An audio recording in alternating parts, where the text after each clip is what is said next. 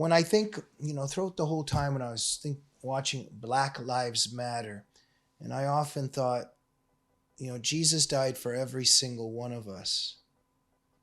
And so all souls matter, not just the souls of a certain race, right? And there's something very deep here. Obviously, the left, there's something very anti-creator, anti-God going on. Even this war on men that we see, I think it's very much the war against our Father in heaven. The war against women, obviously, also the war against our Creator and against Jesus's mom. The preface for your book, written by Prince Everett Ellison, he says something that really came off the page. He said that to accept white supremacy is to reject the sovereignty of Christ. Can you talk a little bit about that? Well, I should get Vince on with you. I mean, the guy is he's like Black Superman, let me tell you. I think when you're talking about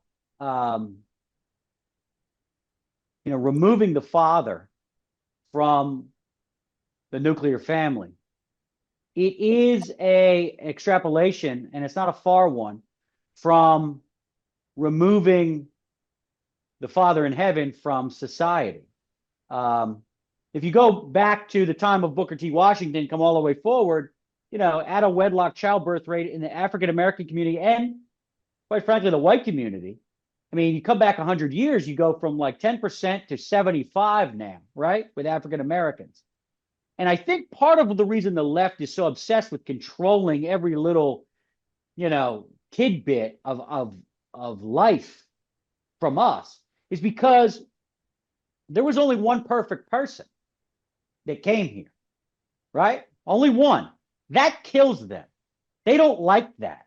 The idea that there was only one perfect person, Jesus Christ, that drives them nuts, which is why they work, I think, overtime to create a man-made, miserable utopia here to try to offset this idea, which drives them nuts, that there was this one perfect person, and he didn't just like go to the freaking beach and put his feet up, right? He didn't go sit on some mountain and stare at goats. Oh no. He's this perfect person. He could end all of us like that. And instead, and it means there's a hierarchy, which absolutely. Instead, he decides to allow himself to be ended on our behalf. That drives them nuts. They cannot stand that. Because, they like to control things, and they can't, with some certain things that are true, they cannot see. And it is a control mechanism. Yeah. If they try to use government to, act as some sort of user agreement to be an American citizen, right? But this is why they have worked overtime too, to try to bring Karl Marx into some of these churches and baptize them right in front of us. Because look, I'm Catholic, but I am, in no way a fan of the current Pope. I even have a blurb in this book where the Pope excommunicates me from the Catholic Church in the blurb. Well, in terms of the third secret of Fatima and how some theologians have talked about that and some of the prophecies of the saints, etc., there will be a great apostasy at the end.